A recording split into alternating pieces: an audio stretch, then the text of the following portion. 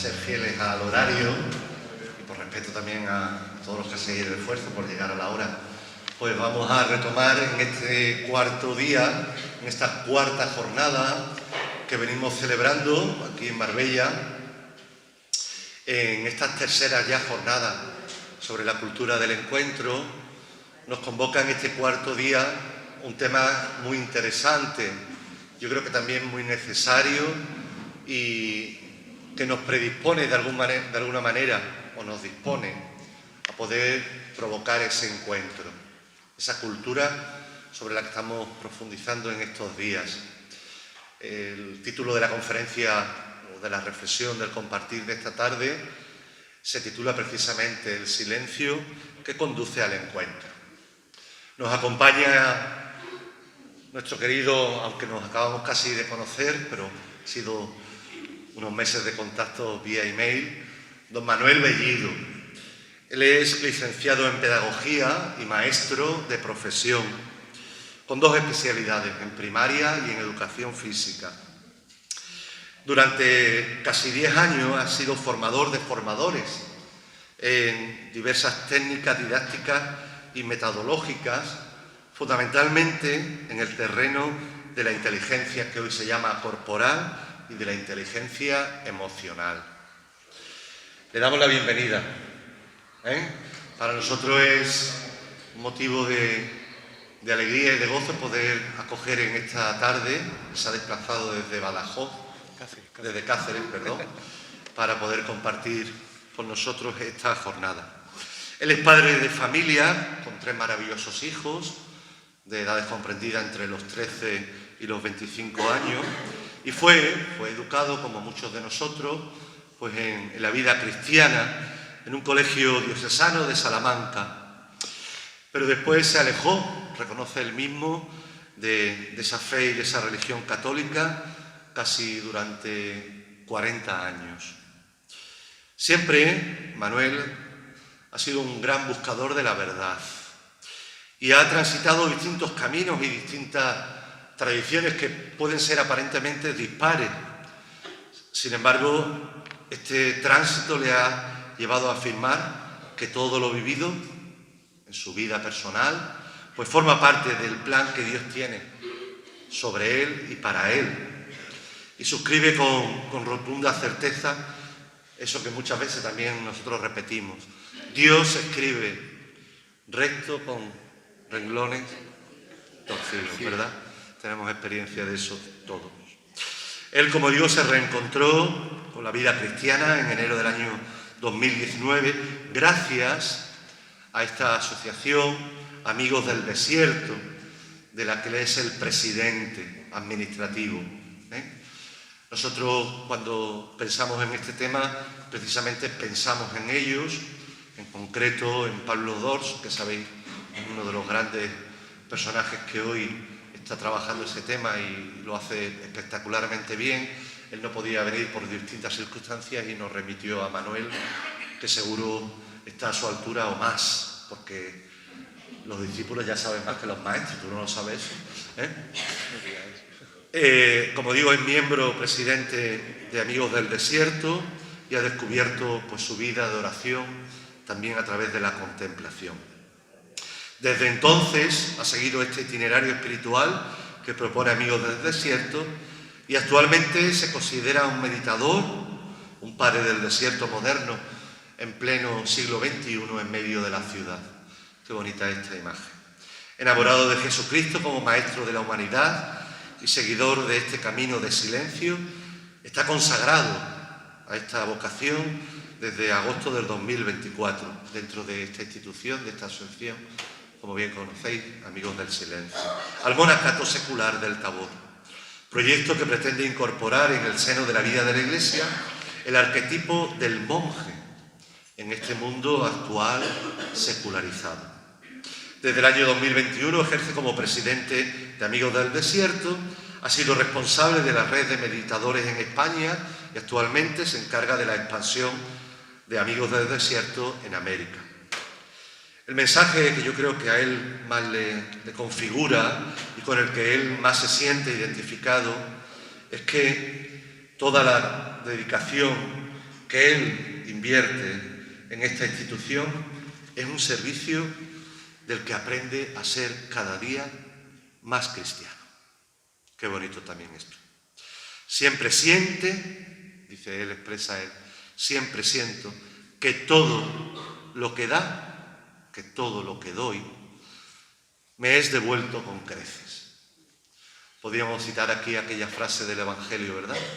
No hay mayor amor que dar la vida por los amigos.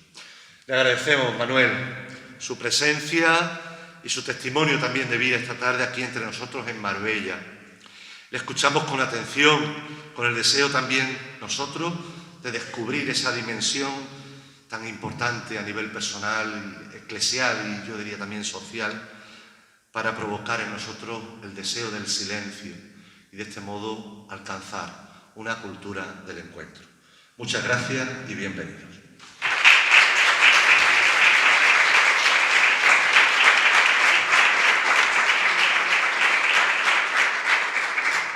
Muchas gracias, Salva. Muchas gracias al Centro de Estudios Teológicos y a la Parroquia de la Encarnación y aquí al Centro Cultural El Hospitalillo también y a todas las instituciones que colaboran, ¿no? Que veo que hay varias que colaboran en estas terceras jornadas tan interesantes, ¿no? La cultura del encuentro. Pues me he quedado asombrado de mi propio currículum. No me acordaba que te había mandado esto. Madre mía. Bueno, pues sí, ese soy yo. Y estoy aquí, como ya me ha presentado Salva, en representación de Amigos del Desierto, que es la asociación privada de fieles que fundó en su día, en el 2014, Pablo II, que era quien tendría que estar aquí, pero no puede porque tiene muchos compromisos y me pidió que estuviese en sustitución suya.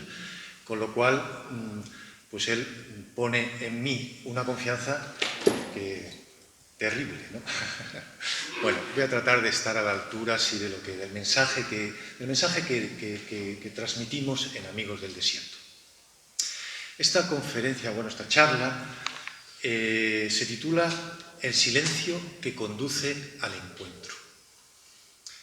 Sin embargo, tiene un subtítulo, que no lo pone aquí ni en ningún lado, porque se me ha ocurrido hoy viniendo en el tren, que es el encuentro donde se produce el verdadero silencio. Y espero que sea capaz de transmitir estos dos mensajes, el silencio que conduce al encuentro y el encuentro donde se produce el verdadero silencio. Esta charla la he dividido en dos partes, lógicamente, los dos sustantivos del título, silencio y encuentro. Y voy a tratar de explicar cómo vivimos nosotros, en Amigos del Desierto, esto del silencio y también cómo entendemos esto del encuentro. Y de paso, pues, para cerrar el círculo, cómo una cosa nos lleva a la otra. Es el silencio que nosotros practicamos, cómo nos lleva al encuentro que nosotros tenemos en mente, ¿no? Planteamos. Y también cómo existe un encuentro donde se produce un verdadero silencio. Porque este tema del silencio es muy interesante, muy necesario, pero también difícil de captar, ¿no? ¿Qué es lo que se produce ahí, ¿no? Bueno, el silencio nos hace conscientes. El silencio nos muestra qué somos, qué tenemos,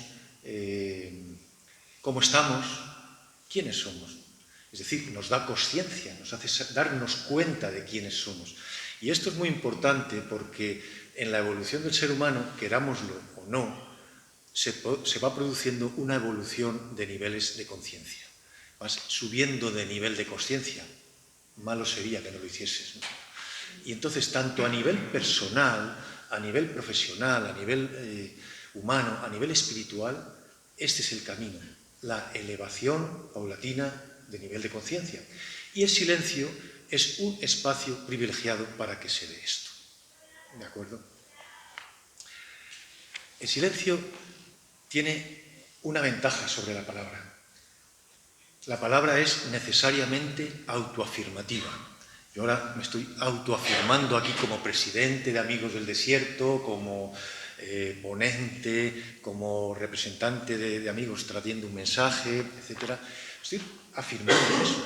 ¿Eso qué quiere decir? Que lo estoy haciendo con la palabra desde mi yo más social, desde mi yo más racional, desde mi yo más mundano, desde mi yo más cultural, por decirlo así, intelectual.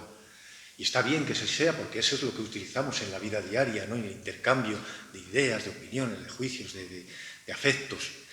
Pero el silencio nos iguala, porque el silencio no es autoafirmativo, todo lo contrario. El silencio es estructuralmente humilde, en el sentido de que no podemos comparar el silencio que yo hago con el silencio que tú haces. Yo no puedo decir que hago mejor silencio que tú.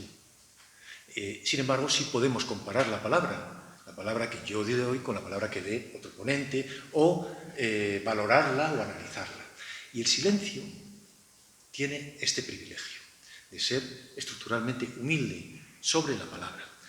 Por eso nos iguala a todos. Y por eso, desde el silencio, es desde nosotros, en Amigos del Desierto y otras tradiciones, por supuesto, hablan de que se abre ahí la dimensión espiritual, que es la que verdaderamente nos interesa y la que verdaderamente nos ha reunido aquí, creo yo. Este es el marco conceptual de la palabra silencio. ¿Qué produce el silencio? El silencio nos da presencia, el silencio nos da atención, nos da consciencia, el silencio nos ayuda a ser nosotros mismos, a conocernos. Es un camino de autoconocimiento, es un peregrinaje, decimos en Amigos del Desierto, ¿no? Hacia el interior del silencio. Y el silencio, a su vez, consigue que descubramos partes escondidas de nosotros que nos llevan un poco más allá en este camino que iniciamos, o que tratamos de iniciar, que es la espiritualidad. En el silencio realmente no hay que hacer nada. Eso es la grandeza del silencio. No hay que hacer nada. El silencio es no hacer. Y esto es lo que yo voy a tratar de comunicaros aquí brevemente, para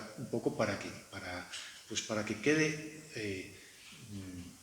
plasmada la idea de cuál es nuestra práctica del silencio en Amigos del Desierto. Nosotros, cuando nos ponemos a hacer silencio, que lo llamamos meditación u oración contemplativa, práctica del silencio lo podríamos llamar también, nos encontramos fundamentalmente con tres cosas. Nosotros, pero es que cualquiera que haga silencio se las va a encontrar. La primera cosa que te encuentras es obviedad, es el cuerpo, tu propio cuerpo. Es decir, si el silencio, la oración contemplativa, el camino, la práctica hacia adentro, hacia el interior, es un peregrinaje hacia el corazón, hacia el self, hacia el misterio que hay en uno, pues no puedes ir en ese peregrinaje sin lo que tú eres. Y lo primero que eres cuerpo, eres un cuerpo. Entonces tienes que ir con él. ¿Por qué digo esto? Porque lo primero que sucede en la práctica silenciosa es que te das cuenta que, bueno, lo que buscamos lógicamente en la práctica silenciosa es la quietud corporal, porque la quietud corporal es el silencio del cuerpo. Y es lo primero que nos encontramos ahí, en ese silencio, es precisamente la inquietud corporal que nos domina. Todos tenemos un sesgo, por pequeño que sea, de hiperactividad o de déficit de atención. Nos cuesta mantenernos quietos. Tenemos una zozobra interior, un desasosiego que surge de muchas cosas, pero fundamentalmente de que nos aburre estar quietos y nos encontramos con esto. Y sin embargo nosotros sabemos que para transitar hacia el interior de uno, hacia la espiritualidad, tenemos que estarnos quietos. O sea, tenemos que practicar la quietud, que es, repito, el silencio del cuerpo. ¿Cómo hacemos esto? ¿Cómo hacemos la quietud corporal? ¿Cómo aprendemos a estar quietos? Pues no hay otra que estándonos quietos. O sea, es una obviedad. Es sencillo. Es sencillo, pero hay que estar ahí. Y entonces nos damos cuenta de que aparecen picores, molestias, a veces dolores, que no existían antes de estarnos quietos. Escalofríos, cosquillas, acaloramientos, temperaturas raras del cuerpo. Hay que estarse quieto. Hay que estarse quieto. Si te pica la nariz, no te rasques. Si te pica la cabeza, tampoco. Si te duele la espalda, aguanta los minutos que estás ahí en silencio. Este es lo primero que hay que hacer. Y parece una tontería, pero es muy, muy importante esto al principio, el cuerpo. Esto nos va dando un autodominio corporal que es la base de la percepción. Y esto parecerá también otra obviedad, pero es que la percepción sensorial, la percepción corporal, nos va aumentando nuestro nivel de consciencia corporal. Estamos aumentando nuestro nivel de consciencia, que os decía al principio. Y esto nos va haciendo entrar en el campo de la percepción. Y es que la percepción es muy importante porque es la puerta de la contemplación. La percepción impide que estés en la fantasía, en las ideas, en los pensamientos, en la mente. Estás en la percepción, estás en la puerta de la contemplación. Por eso, aquí tenemos la primera parte, condición, criterio, factor, como lo queramos llamar, del silencio, de la práctica silenciosa. Pasamos a un segundo, porque es lo que nos encontramos inmediatamente después. No es que lo haya clasificado yo en este orden porque me apetezca, o ningún teórico lo haya dicho, sino porque sucede así. Esta es la práctica, esto le sucede a toda persona que haya practicado mínimamente el silencio, la meditación. Después del autodominio corporal, de la consciencia, de la práctica de esta quietud corporal, aparece la mente, aparecen las distracciones mentales. Aparece en nuestra mente la loca de la casa, que hablaba Santa Teresa, aparece la mente de simio, de mono, de rama en rama, como dicen los budistas, que va de rama en rama. Aparecen las distracciones, y distracciones hay infinitas, de todo tipo. Distracciones laborales, tengo que hacer en esto el trabajo, distracciones en el tema de relaciones, pues fíjate lo que me dijo el otro día esta persona, distracciones del futuro, tengo que hacer mañana, no sé qué, del pasado, aquello que hice no lo completé, o sea, distracciones económicas, estoy mal de dinero este mes, todo esto sucede en la meditación, en el silencio. Entonces, estos son distracciones. Nosotros, en Amigos del Desierto, tenemos, como en cualquier método meditativo, hay unas técnicas para dominar esto, me gusta más la palabra, dominar, para que no te pierdas en las distracciones, para que no te atrape la mente y te secuestre, porque si te secuestra la mente, pues ya ese silencio pues va a ser un silencio secuestrado, no un silencio libre, de liberación. Entonces, esto también hay que vivirlo y hay que traspasarlo. Con estas técnicas, que no es el momento, porque nos iríamos muy lejos, y esto además da para otra charla, solo el tema de las distracciones en la meditación o en el silencio, pues nos lleva al dominio de la mente, al dominio mental, al autodominio mental. Entonces, unido a la quietud y unido a este silenciamiento de la mente, a esta quietud mental que vamos practicando poco a poco en la práctica, el día a día, con la constancia de nuestro silencio, pues nos va poniendo en el punto, y esto sí, lo importante, donde se nos abre lo que conocemos ya como la dimensión espiritual. Es decir, hay que tener esta base de silencio, hay que atravesarla, que a veces lleva tiempo, porque vivimos en un mundo de mucho ruido, vivimos en un mundo, nos acostumbramos a tener una mente muy activa, más bien hiperactiva, una mente muy poco manejable a veces, y un cuerpo de mucha inquietud, muy nervioso. Entonces, todo esto hay que transitarlo para llegar a un punto donde podamos hablar de que se abre la dimensión espiritual. Y este es el tercer, digamos, aspecto que te encuentras cuando haces silencio, y es el inconsciente. Aquí aparece la parte del ser que desconocemos. Nosotros conocemos el consciente, sabemos, tomamos en la medida que tomas conciencia, lógicamente, pero el inconsciente es todo ese saco en nosotros mismos donde hemos ido echando aspectos, situaciones, hasta traumas o experiencias del pasado que nos han hecho daño, que nos han marcado negativamente, que no han sido agradables para nosotros en nuestro pasado biográfico. Y hemos pensado, de una forma inocente, que echándolas ahí desaparecerían y no volverían a molestarnos nunca, porque molestan, porque nos duelen. Muchas de ellas aparecen en los sueños, y el sueño es otro mundo, es muy distinto, ¿no? Parecido a lo que sucede en la meditación, pero otro mundo. Y en la meditación aparece esto. ¿Cómo aparece el inconsciente en nuestro silencio? Pues en forma de imágenes o en forma de dolores, molestias corporales, nuevamente. Pero la diferencia es que ahora sí, estas imágenes, estos dolores o molestias están asociados a sentimientos negativos o desagradables con respecto a ti mismo. Tipo culpabilidad, tipo inferioridad, tipo desprecio, autodesprecio, ira, tristeza, miedos, impotencia, así aparece. Y no los podemos dejar de lado, porque al dejarlos de lado es cuando los volvemos a echar en el saco. Tenemos que tener el coraje de afrontarlos y que se disuelvan, porque no se resuelven estas cosas, se disuelven. Nosotros lo llamamos sombras, gracias a nuestro maestro Franz Jalix, que era un jesuita, del cual hablaré más adelante un poquito más, jesuita húngaro.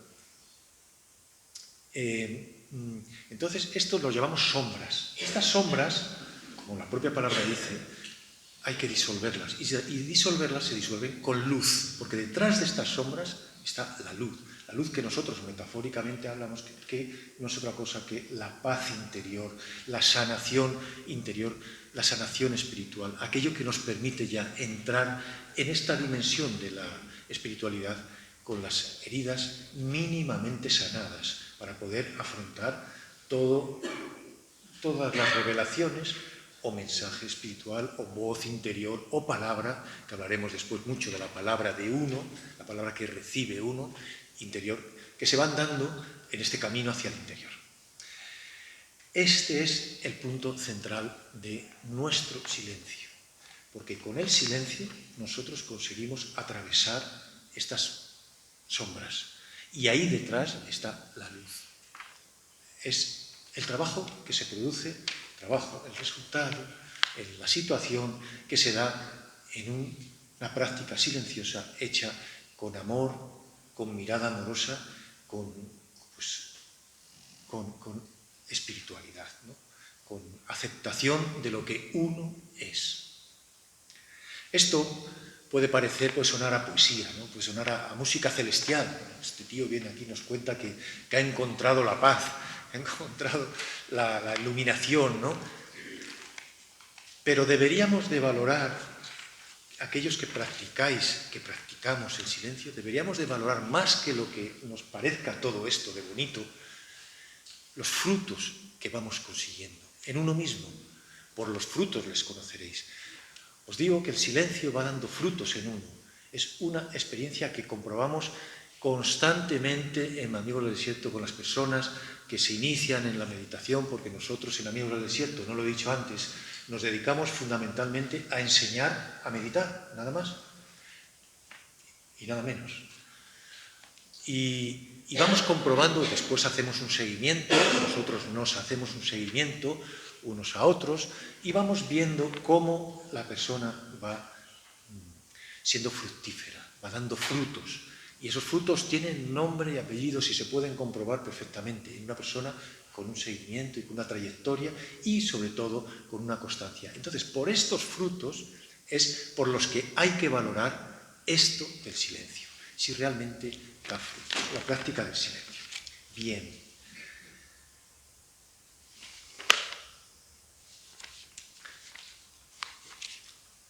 Entonces, en este momento de la charla, me voy a quedar sin batería. Está grabando el tiempo, me voy a quedar sin batería. Pero bueno, no importa. surgen las dos palabras. Se cruzan en este momento las dos palabras que están en el trasfondo de todo el mensaje que yo vengo a traer aquí, que no es otro que el mensaje de Amigo del Desierto, el mensaje de Pablo II. Las dos palabras son silencio y palabra. Silencio y palabra son las dos caras de una misma moneda. Y es aquí donde quisiera hacer un alto en el camino, porque es paradójico que yo vengo a hablar en nombre de Amigos del Desierto, en nombre de Pablo II, del silencio, pero lo que hago es hablar. Es paradójico, ¿no? Entonces voy a hacer un silencio. Vamos a hacer un silencio, si os parece. Un silencio breve, un silencio que de unos minutos, quizá 7 u 8, y... No, lo controlo yo. En ese silencio voy a dirigiros un poquito, una meditación guiada cortita, donde voy a ir dando unas pautas y después voy a dejar un tiempo de silencio donde ahí ya te encuentras con tu silencio compartido, pero es tu silencio y todo lo que te encuentres ahí es tuyo, es tuyo. Bueno, entonces os pido, primero, como en cualquier sistema de silencio, práctica de silencio, de meditación, una postura un poco más adecuada para hacer el silencio. Suele ser la postura espalda erguida, sin tensión, sino erguida, vertical, sin que esté tensa.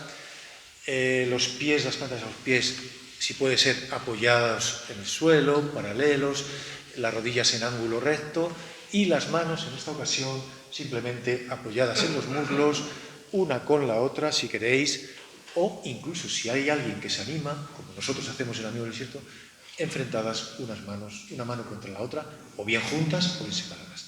En cualquiera de estas posiciones, ponte que estés cómodo y cerramos los ojos. Tomamos una respiración profunda por la nariz.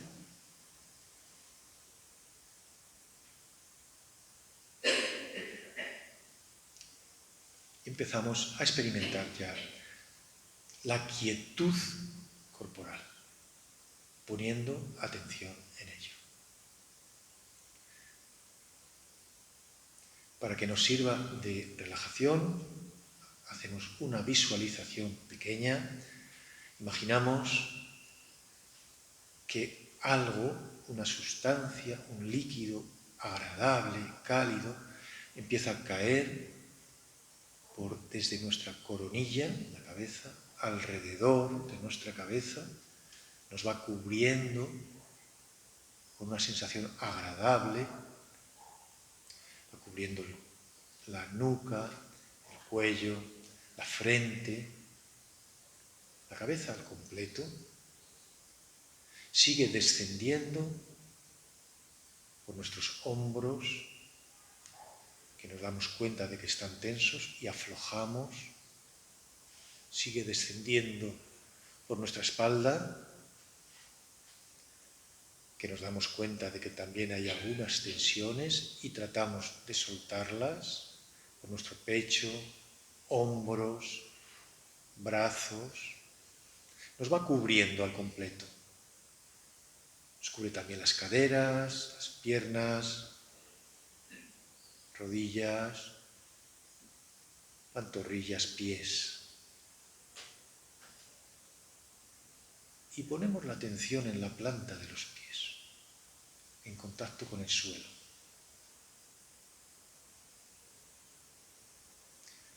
Volvemos a poner la atención en la respiración. Inspiramos fuerte, profundo.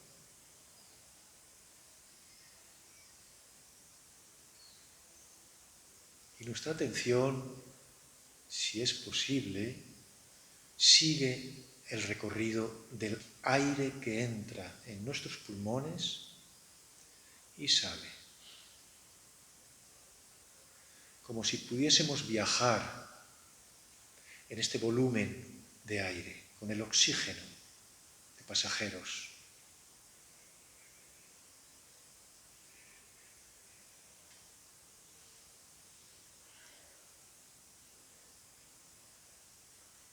Vamos tomando conciencia de esta respiración.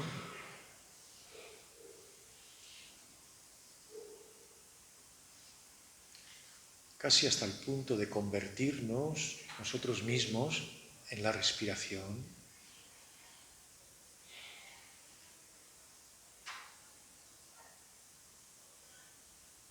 Tratando de mantener nuestra atención ahí. Y si alguien se despista, si aparece una distracción, no pasa nada. Volvemos a poner la atención en la respiración.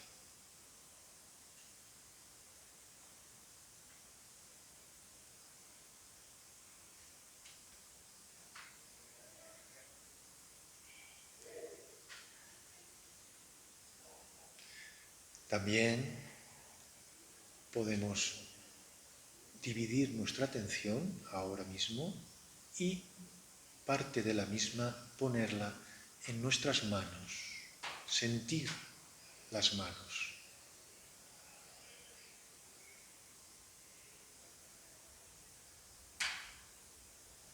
Y más en concreto, en el centro de la palma de cada mano. Ahí reposamos.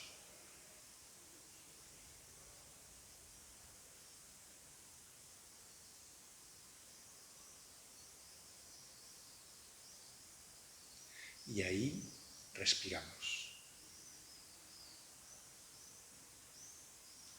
Vamos a dejar ahora un par de minutos o 3 en silencio absoluto. Trata de mantener la atención. Solo esta consigna. En las manos, centro de la palma de las manos y respirando ahí.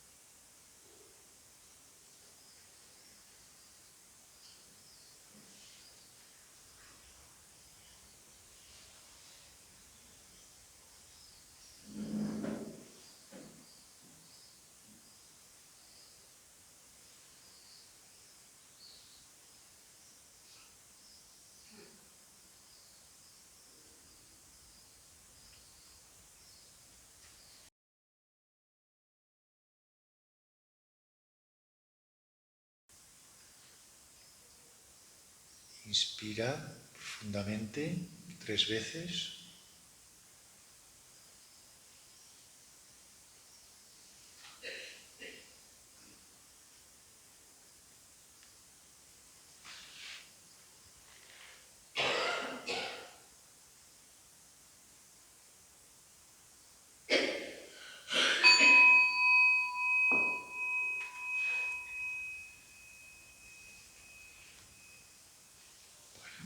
Poco a poco vas volviendo, vas abriendo los ojos. Es necesariamente una práctica cortita, pero bueno, puede que sea gustosa, ¿no? ¿Qué tal? ¿Bien? Bueno, pues gracias por este silencio compartido que tiene mucho la dimensión del silencio. Continúo con la palabra.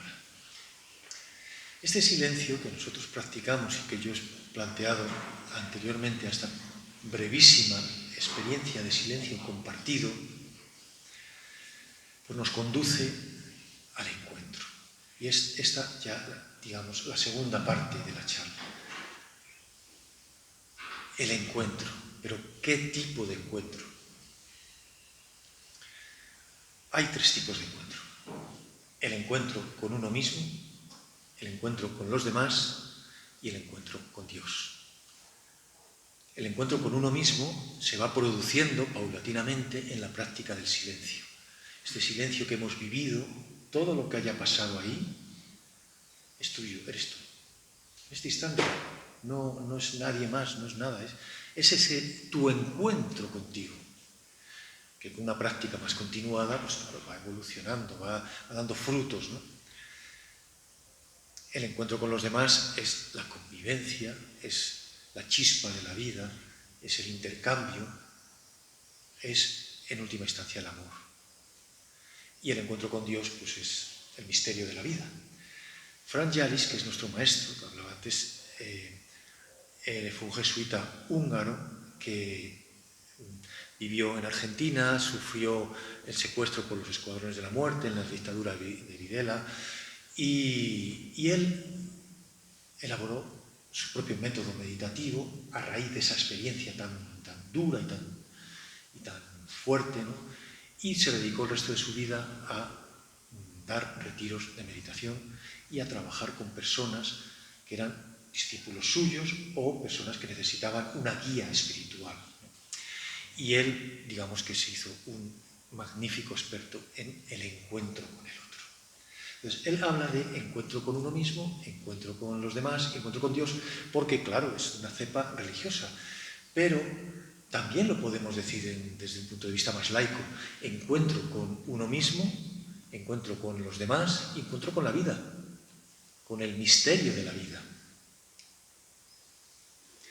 El encuentro que nosotros buscamos, practicamos, intentamos llevar a cabo en Amigos del Desierto, a raíz de nuestro progreso espiritual, de nuestro itinerario espiritual que se va produciendo en la práctica del silencio, voy a tratar de transmitirlo con siete palabras, que como veis estoy utilizando, como veis si conocéis a Pablo, lo habéis visto, pues es su método es clarísimo con las palabras, ¿no?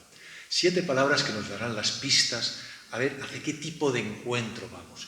Y este encuentro del que voy a hablar aquí se trata del encuentro con los demás, no el encuentro con uno mismo, no el encuentro con Dios. Pero ahora veréis inmediatamente que es igual hablar de qué tipo de encuentro. La primera palabra de la que tengo que deciros es proporcionalidad.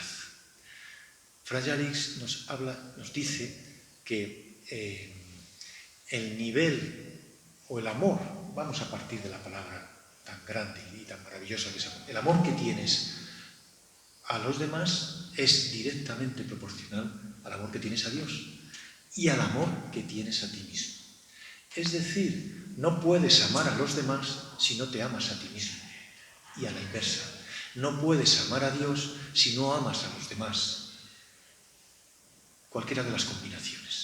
Entonces, nosotros practicamos, o yo voy a hablaros aquí, de qué tipo de encuentro con los demás proponemos, intentamos, tratamos de ser conscientes en él, porque en este tipo de encuentro con los demás se da también el encuentro con uno mismo y el encuentro con Dios, como espero poder mostrar en estas palabras, ¿no?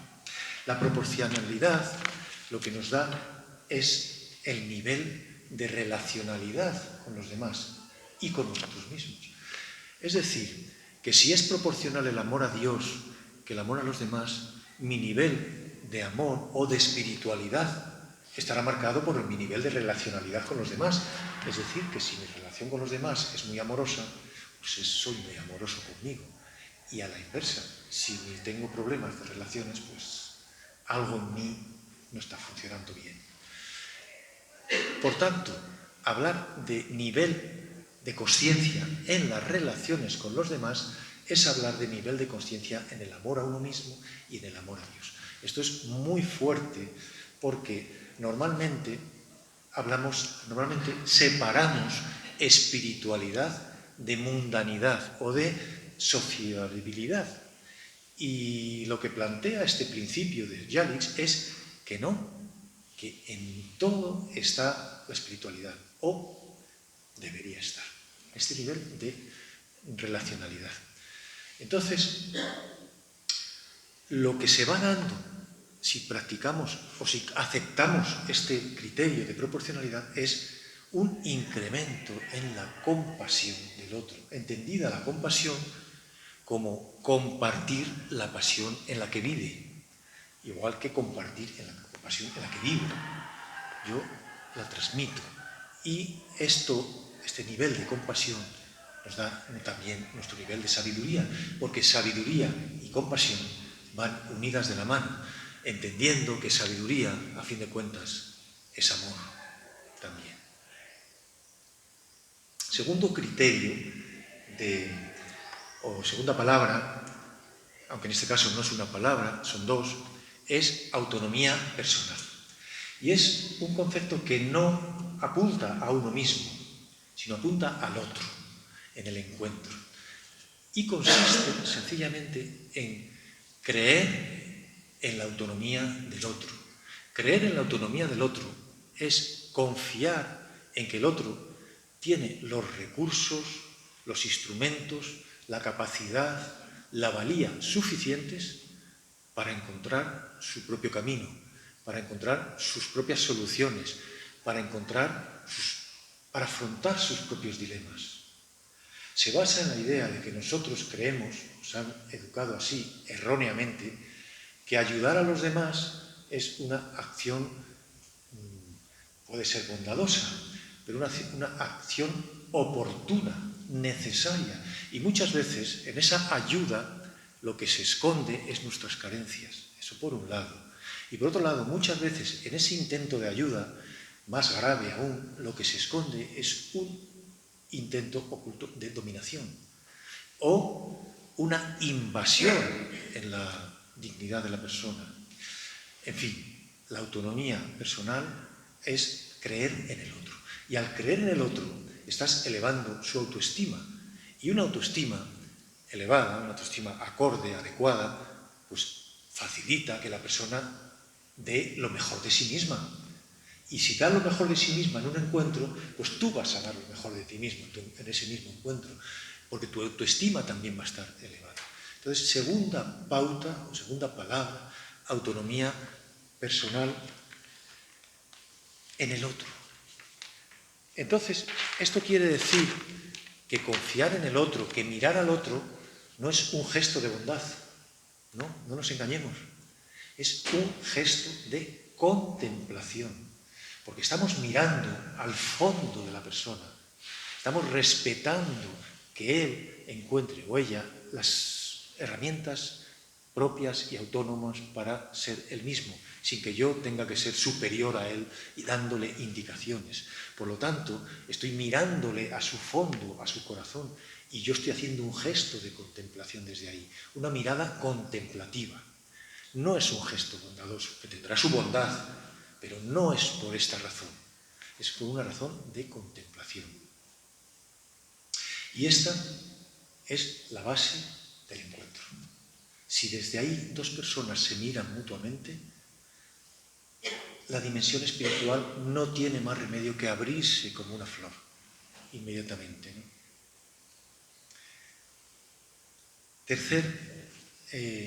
Tercera palabra, tercer criterio. Cuando estamos en un encuentro personal, solemos, y esta está unida a la anterior, autonomía personal, solemos devolver opiniones, solemos devolver juicios, solemos devolver consejos, impresiones, con muy buena intención, eso sí, pero el camino al infierno está lleno de buenas intenciones. Entonces, ¿cómo hacemos? ¿Cómo hacer para que respetemos esa autonomía personal del otro y a la vez surja la chispa de la vida, de la espiritualidad en el encuentro? Pues simplemente con la técnica del reflejo. Jalix se tomó de un psicólogo norteamericano de los años 60, 70, llamado Carl Rogers, que elaboró una psicoterapia denominada el método no directivo, donde a sus pacientes él confiaba en la capacidad de los pacientes de encontrar la solución a sus problemas por sí mismos, con esta técnica del reflejo, devolviéndole algo que ya ha transmitido, pero sin que... Bueno, esto ya lo hizo Yalix, en el terreno de lo espiritual.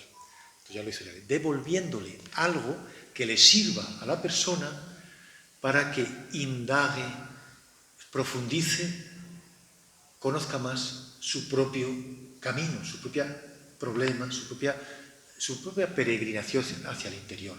Y este reflejo, Yalix lo hace magistralmente, en el libro de ejercicios contemplativos, de contemplación, hay una serie de diálogos donde puedes comprobarlo perfectamente cómo, con qué maestría hace esta técnica del reflejo, sin poner nada de su parte, ni intelectualmente, ni emocionalmente. Es decir, el reflejo es una forma de espejo que le devolvemos al otro, instándole de forma indirecta a indagar en sí mismo para descubrir realmente quién es, o qué le está pasando, o qué quiere transmitir. Y nosotros hacemos este tipo de reflejo, el espejo, sin poner, y esto es lo difícil, nada de nuestra parte, ni intelectual, ni emocionalmente. Porque si ponemos de lo nuestro, ya ponemos juicios, ponemos razonamientos, ponemos emociones y estamos interfiriendo, interviniendo, estamos como dando consejos o ayudándolo, es decir, ya no estamos respetando la autonomía personal del otro, ya no estamos confiando en que él puede encontrar su propio camino, o ella, ¿no? Entonces, para hacer esto se requiere humildad y paciencia. Humildad en el sentido de que no somos salvadores de nadie y que no somos superiores a nadie, ni tenemos ni muchísimo menos la solución de la vida de nadie. Ni de la vida de uno, ese es el camino espiritual, ¿no? Que no está bien llamar la solución, porque realmente no hay problema. Entonces no hay problema, no hay solución, hay un camino hacia Dios, ¿no? Y paciencia, porque lleva tiempo. O sea, esto comprenderéis de lo que estoy hablando del amor, ¿no? De la relación amorosa entre dos personas, que se conocen, que se miran al fondo del ser, que no están en la superficialidad, están en esta dimensión tan espiritual. Y para eso hace falta tiempo. Conclusión, para el amor hace falta tiempo. Para la espiritualidad hace falta tiempo. No hay que ir deprisa. Necesitamos paciencia, lentitud. Fijaros hasta dónde a dónde nos está conduciendo estas palabras, estos factores, estos criterios que estoy dando con respecto a la palabra el encuentro. El encuentro como algo, desde mi punto de vista, mucho más profundo, mucho más dimensionado que el que entendemos habitualmente como encuentro entre dos personas, afectivo, amoroso, cultural, social, cordial. Estamos avanzando hacia un encuentro puramente espiritual. La cuarta palabra es la siguiente, y está relacionada con la anterior, es pausas. Tiene que ver con la lentitud. Cuando una persona habla muy rápido, seguramente tiene muchas cosas que decir, pero dudo mucho que esté hablando de espiritualidad. Puede estar hablando de cualquier teoría ideológica, teoría cultural o noticias o lo que sea, pero no puede darse la dimensión espiritual en una persona que habla a toda velocidad. Porque en las pausas, el silencio, es necesario para que la palabra haga su poso. Porque es necesario ese silencio para darle tiempo al otro a que acoja la palabra. Porque si hablas rápido, no estás teniendo en cuenta la interpretación del otro, el momento del otro, la escucha del otro. Para esto las pausas. Y es una cosa tan simple como esta, pero tan necesaria, ¿no? Y más en estos tiempos, donde todos escuchamos conversaciones donde no se escucha a la gente. Cada uno suelta lo suyo y tan panchos. Es como si la necesidad fuese solo soltar, que puede ser, pero entonces no hay comunicación, verdadera comunicación, y mucho menos verdadera chispa de la vida o verdadero conocimiento profundo del otro. Creando espacios de silencio entre las palabras, es decir, pausas, se produce también aquello de que lo que tengas que decir no lo haces de memoria, lo vas creando poco a poco, vas dejando que florezca tu creatividad también, porque en la comunicación tiene que haber creatividad y el ritmo de la creatividad es inevitablemente lento. Esta creatividad nos permite entrar en esta dimensión espiritual, la creatividad comunicativa, dialogada, nos permite ir creciendo en interés en el encuentro, en interés en la conversación. Y si esta creatividad, este hablar, este dirigirnos al otro, va unido a esto que decía antes de mirar el fondo y entregar el fondo, la dimensión expande. Entramos en esa espaciosidad que nosotros, los amigos del cierto, decimos que es la mente, ¿no? Que es el espacio, es un espacio. Porque nosotros somos como un teatro. Somos como este teatro, como este escenario. O sea, ahora estoy yo aquí sentado, 2 sillas, una mesa, los micrófonos, público, vosotros. Pero cuando nosotros todos nos vayamos, también seguirá siendo el teatro. Y cuando quiten estas sillas y estas mesas, esta tarima y todo, también seguirá siendo el teatro. Eso es la mente. La mente está llena de cosas y cuando las vamos quitando, también sigue siendo la mente. Y las quitamos todas, también sigue siendo la mente. Entramos en un vacío. Buscamos ese vacío. Podríamos decir que es el verdadero silencio. Bueno, continuamos. Se fue. Bueno, me quedan unos 10 minutos, ¿no? Es que quiero dar tiempo para diálogo, si queréis, finalmente, ¿no?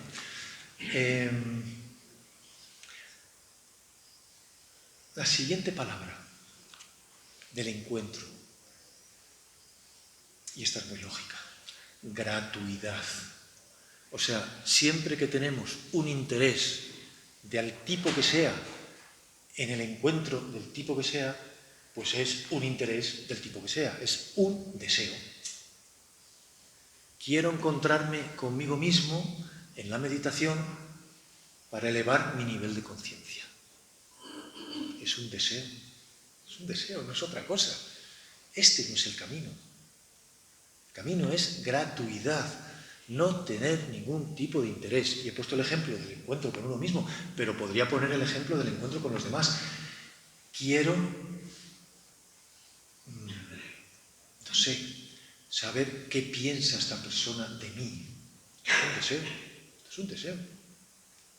Tengo que abrir mi encuentro, mi capacidad de encuentro, mi comunicabilidad, mi relacionabilidad a esta dimensión espiritual sin ningún tipo de deseo, sin ningún interés, es decir, con gratuidad. Y esto significa que yo tengo que ir al fondo, poner en la mesa, poner en el tapete, por decirlo así, lo sustancial de mi ser, abrir mi corazón y ir al corazón del otro, hablar de lo esencial, ir a lo sustancial. Y ahí es donde se produce el verdadero encuentro entre dos personas o entre las que sean, hablando de lo sustancial, con gratuidad, respetando sea lo que sea. Ahí es donde se produce la verdadera chispa del encuentro, chispa de la vida.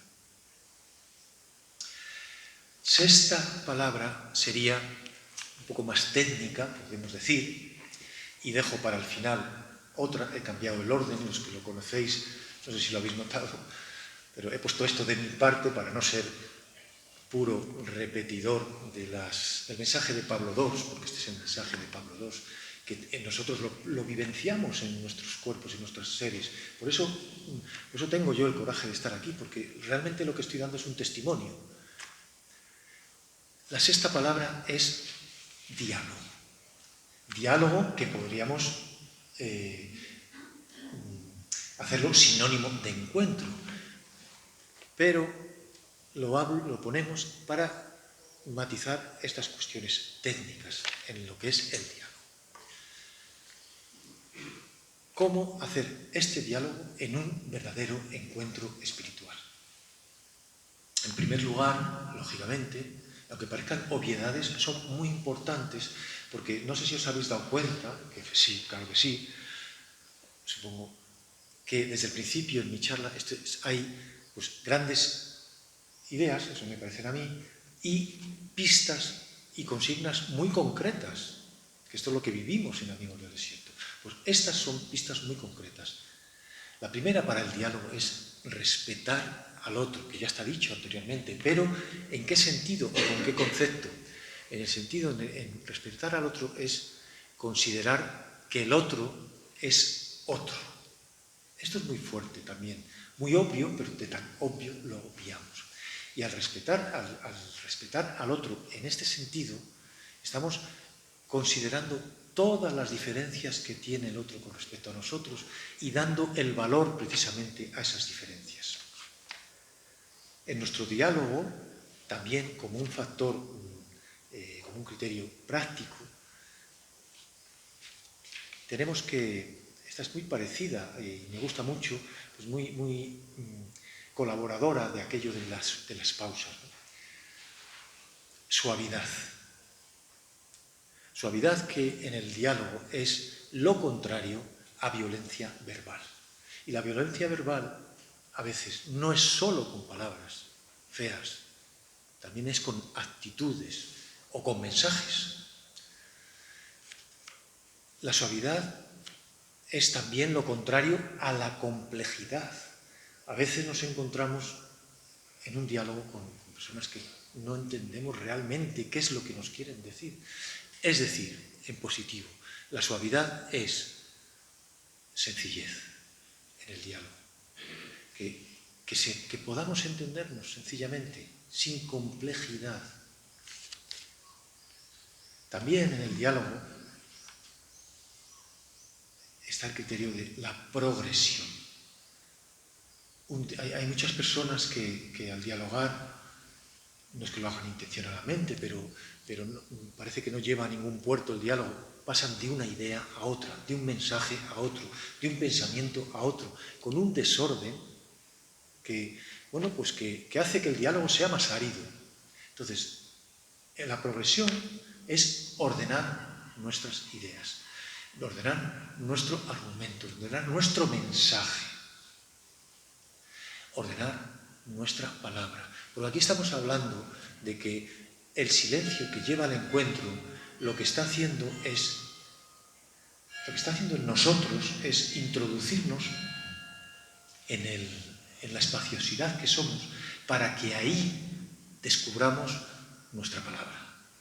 ¿Quiénes somos? Y todos y cada uno de nosotros traemos una palabra. Y una vez conocida es compartirla, porque esto es lo que nos lleva, lo que nos da la chispa de la vida. Y así llegamos al último criterio, o a la última palabra, que es revelación. Y la revelación es lo siguiente. La verdad no tiene copyright. La verdad no es de nadie. La verdad no la tenemos nadie. No la tienes tú, no la tengo yo, no la tiene nadie. La verdad no la puede tener nadie. Porque alguien que tenga la verdad, vale, si se diese el caso, la puede transmitir, pero no va a estar interesado en los demás porque ya la tiene. Y estamos hablando de que el encuentro es mirada al otro para acogerlo, porque esa acogida del otro, esa descubrimiento de lo que el otro es, en el fondo, es lo que hace, y esta es la revelación, que nosotros descubramos realmente quiénes somos. Es decir, nuestra palabra, el mensaje, el misterio, la palabra, que nosotros hablamos mucho de palabra, que se nos revela en el encuentro precisamente por la palabra del otro, no por la palabra del otro. Es decir, que la verdad no se posee, ni la tiene nadie. La verdad se alumbra, la verdad se gesta, la verdad se crea en el encuentro. Y este es el verdadero encuentro. Y esa verdad, que a cada momento, a cada encuentro puede parecer distinta, realmente va configurando la verdad de uno. Y es ahí donde uno va encontrando su misión, su camino, su sentido, su significado en la vida, como lo queramos llamar. Y esa es la verdadera revelación.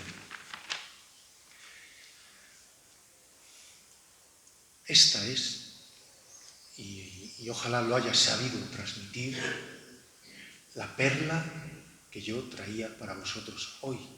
La perla que yo he aprendido en Amigos del Desierto. La perla que hemos aprendido algunos, que estamos aprendiendo muchos en Amigos del Desierto.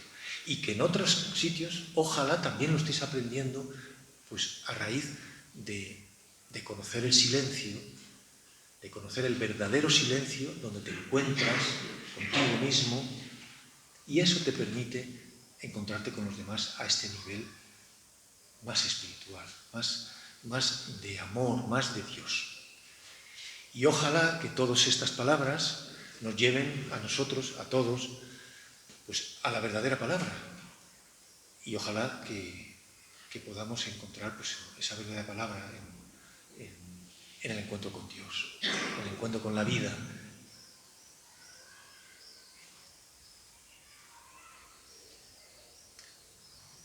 Muchas gracias.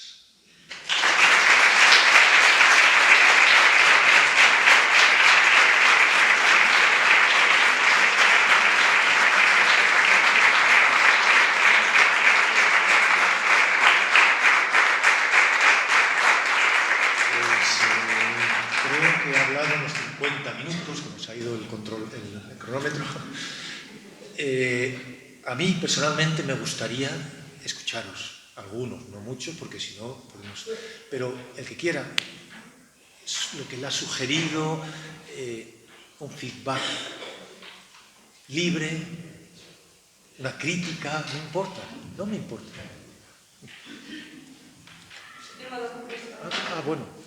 Bueno, por allí final, si no te importa. Sí, disculpa, si no te importa, dices tu nombre y luego nos... Me llamo Patricia. Vivimos momentos de inmediatez. Padres de familia, trabajadores. Hemos entrado en un sistema tecnológico que nos mete mucha caña por todos lados. Muchos frentes, muchos grupos, WhatsApp, correos electrónicos. Vamos, la tecnología en todo su esplendor. Me ha encantado el tema del silencio. Dinos cómo hacemos para poder analizar ese silencio en la tecnología. La comunicación ahora es así.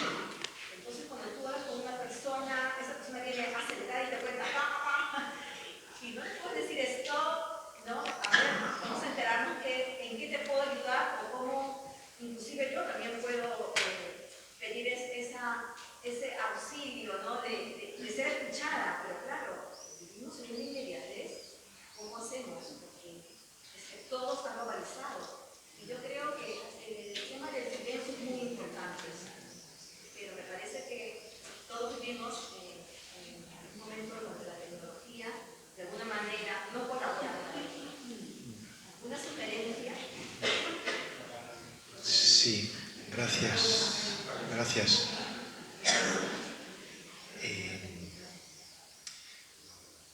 Un rey de un país maravilloso hizo un concurso de dibujo, de pintura. Al pintor que gane el concurso vendrá a la corte y le daré todo lo que quiera.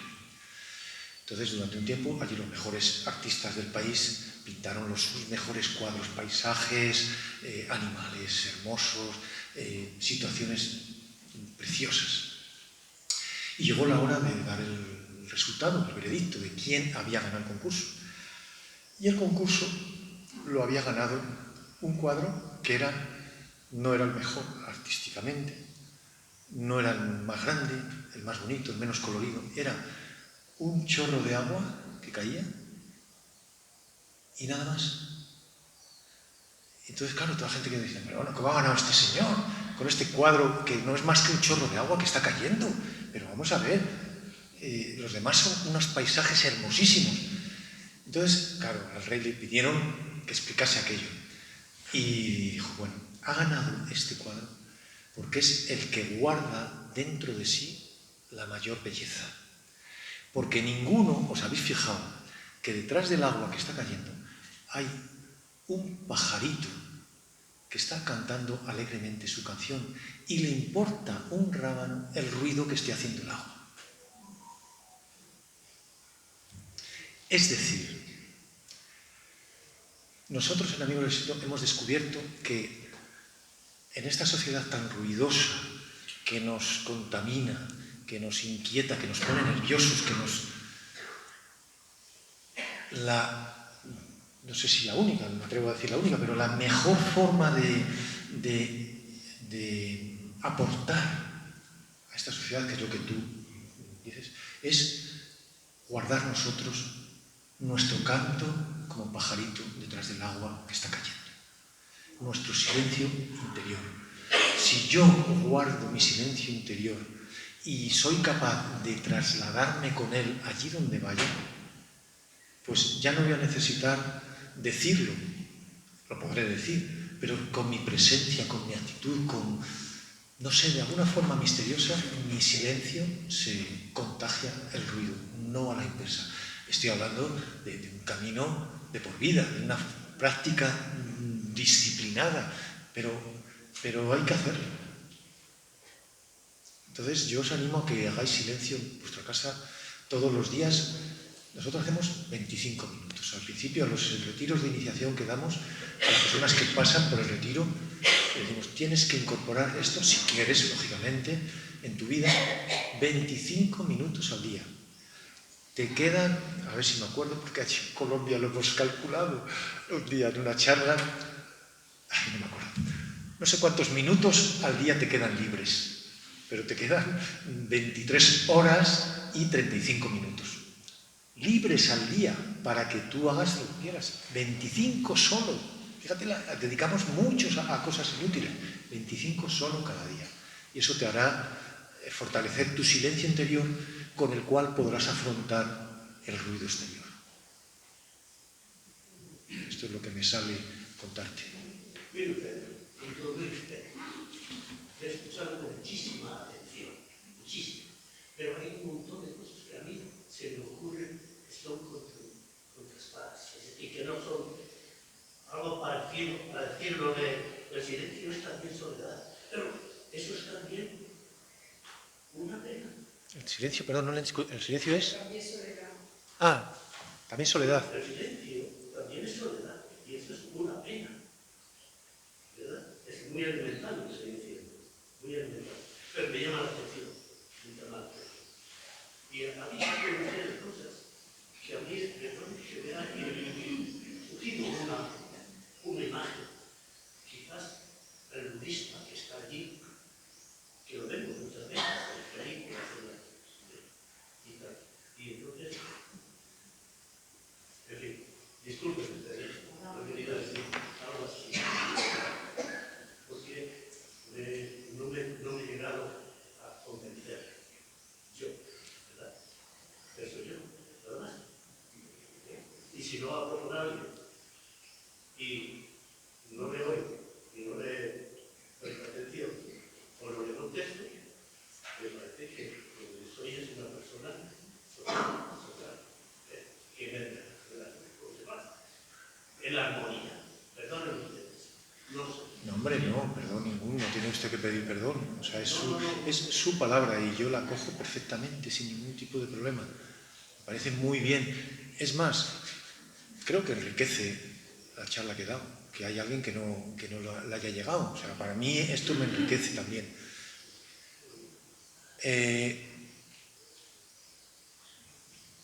El silencio es soledad.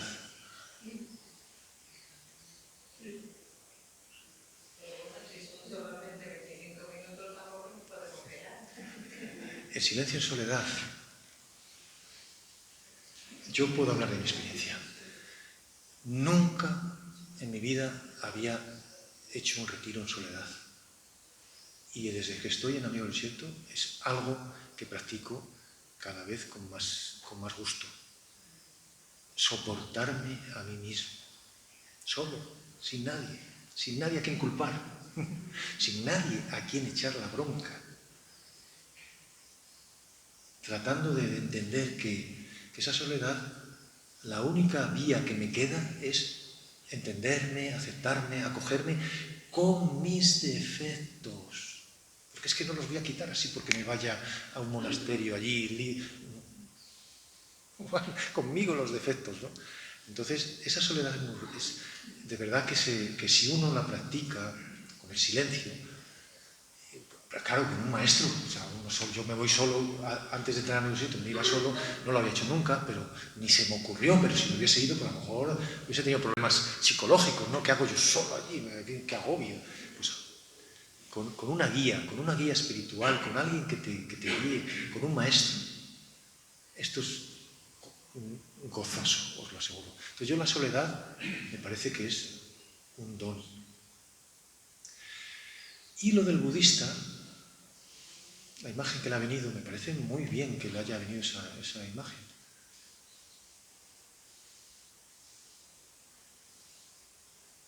Nosotros en Amigo del Desierto aprendemos de Pablo Dors. Pablo Dors es un sacerdote, como sabéis, ¿no? Pero él tuvo su experiencia de budismo zen 7 años, creo. Tuvo maestros budistas zen. Y le pasó, algo que lo cuenta él muchas veces, está grabado en una infinidad de vídeos, que el budismo le devolvió la fe cristiana y descubrió que en el cristianismo también tenemos meditación contemplativa. Y yo al descubrir esto, que había una persona, un sacerdote, algo de mis raíces católicas y cristianas, que hablaba de esto, cuando yo lo he buscado, como decía al principio Salva, por los renglones esos que me ha llevado a mí la vida, resulta que yo lo he buscado lejanamente y lo tenía en casa. Y es la oración contemplativa cristiana. Y nos sentamos exactamente igual que un budista. Exactamente igual. Con otros ropajes, con otras cosas, con otros adornos, con otras formas. Pero es que las formas son importantísimas porque son las que te llevan al fondo. Pero lo importante es el fondo, no las formas. Esto es un koan, ¿eh? Es decir, las formas son importantísimas porque te llevan al fondo. Pero lo importante no son las formas, sino el fondo. O sea que esto es importante. Pues le agradezco su intervención. Muchas gracias. Y ella tenía antes la palabra. No, yo quería preguntar, ya aparte lo has contestado, que nos ha pasado, yo como maestra, y nos ha pasado de tener alguna dificultad con padres o con sacerdotes, de alguna maestra utilizar música oriental para hacer un poco de silencio, para introducir una oración y les ha parecido mal, ¿no? Y no sé por qué le tenemos tanto miedo cuando podemos coger cosas de otras culturas que pueden ser beneficiosas. Eso es una pregunta que damos. Y luego también nosotros estamos trabajando o intentando crear un poquito de llamamos pedagogía del silencio en el ámbito escolar, que eso no está. Entre otras cosas porque entendemos que para que el niño aprenda necesita también escuchar y para poder escuchar tiene que estar a ratitos en silencio. Y si lo trabajamos o lo intentamos trabajar a través del oratorio, en un ratito toda la semana, bajar con ellos, pero a veces llenamos ese silencio de muchas cosas. La llenamos de música, la llenamos de palabras. ¿Cómo conseguir que ellos también empiecen a trabajar el silencio?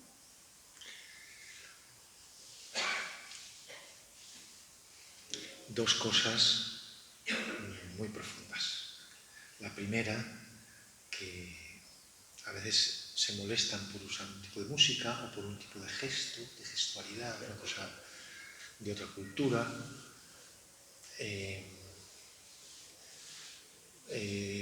Me sale contaros que acabo de aterrizar el lunes de Colombia. He estado precisamente con Pablo II 12 días en lo que nosotros llamamos viajes pastorales de Pablo II allí, que va a expandir la meditación.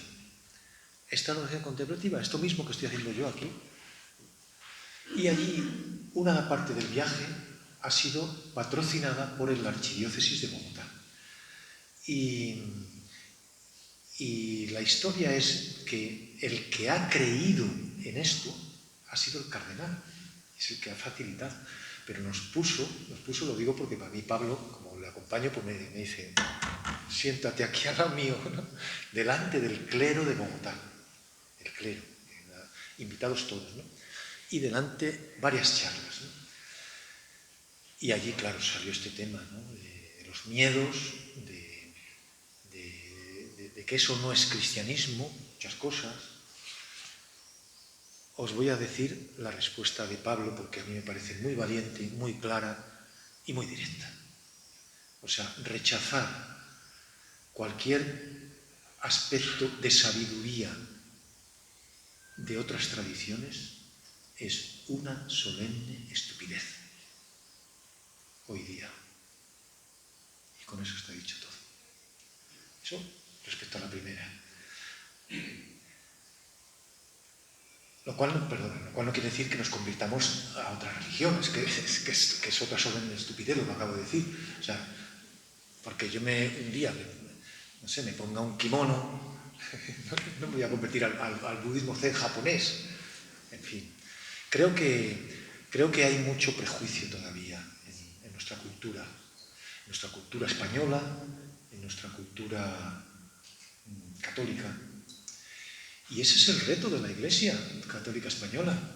Y habla un hijo pródigo, porque yo he estado 40 años fuera, como nos dijo Salva, pero he vuelto con todas las de la ley. He vuelto con todas las de la ley, con todos mis derechos y con todos mis deberes. Y no me voy a callar frente a esto, frente a estos prejuicios que proceden del miedo y de la ignorancia, no de otra cosa. Entonces, ser valientes. Yo he sido además otra cosa que me une contigo, y paso al segundo punto, es que soy docente en la Mercedes de Vijantes, y también he hecho silencio con los niños. Y los docentes o somos valientes o no somos docentes. Eso te puedo responder de la primera. Y de la segunda, de cómo hacer con los niños, pues vuelvo a mi experiencia en Bogotá. Allí lo primero que hicimos, nos llevaron a un colegio de Bogotá. Y ¿qué vamos a hacer en un colegio con niños? Nos llevaron a la biblioteca y tenían allí sentados a unos cuantos niños, 60 o 70 niños, de sexto de primaria, por ahí. Enséñales meditación. Así. Bueno, Pablo pues es un maestro de la oratoria, y hizo una experiencia, una charla, una experiencia hicimos, pues yo le colaboré con él. ¿Cómo hacerlo? Pues hay que empezar poco a poco, en duración, es un factor claro con los niños, pero no llenándolo de cosas. Es que es lo contrario, el silencio te va vaciando. O sea, hay que quitar cosas, hay que hacer esa habitación que está llena de cosas y que no sabemos qué tenemos en ella, en el desván, pues hay que ir sacando. Y nos encontramos, anda, mira, una ventana que no sabíamos que había, anda, mira, una silla de mi abuela que no sabía que estaba aquí, sacando,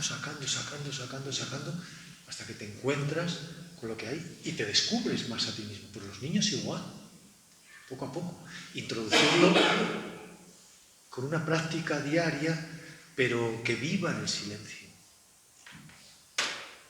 Pocos minutos, pero constante, ¿no? Y no puedo decir más. Sí, claro, que entren en esa percepción. Bueno, sí, yo creo que la última ya, sí. Es que me ha llamado la atención, quizás que no lo sé interpretar, pero cuando has comentado que no tenemos la verdad, que si nos creemos que tenemos la verdad, entonces no somos capaces de escuchar a los demás, me ha venido a la mente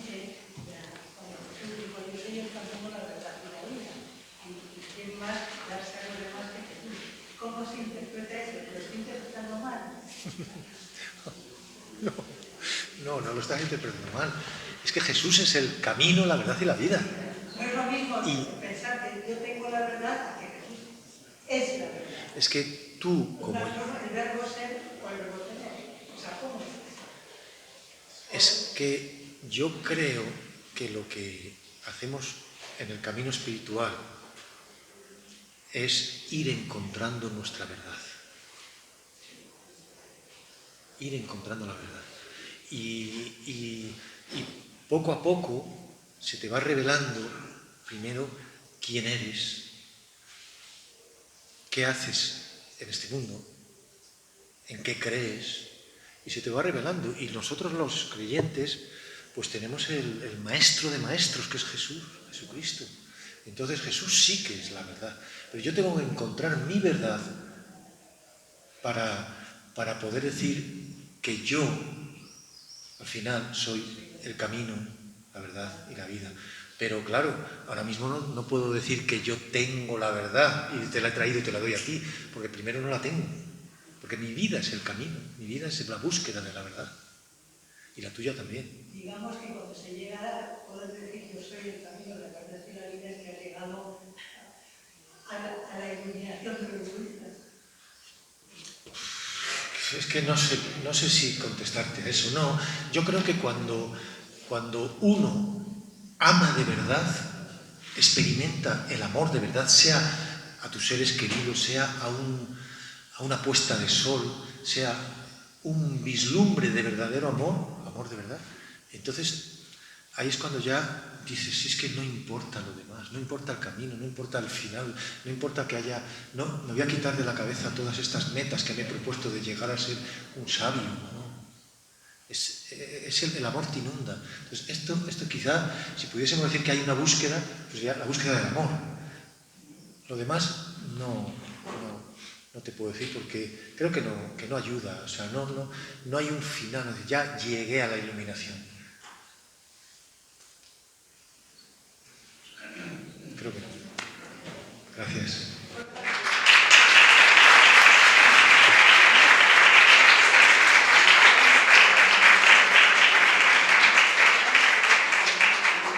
Bueno, pues le agradecemos a Manuel no solamente sus palabras, sino también su silencio y su experiencia que nos ha transmitido y su testimonio.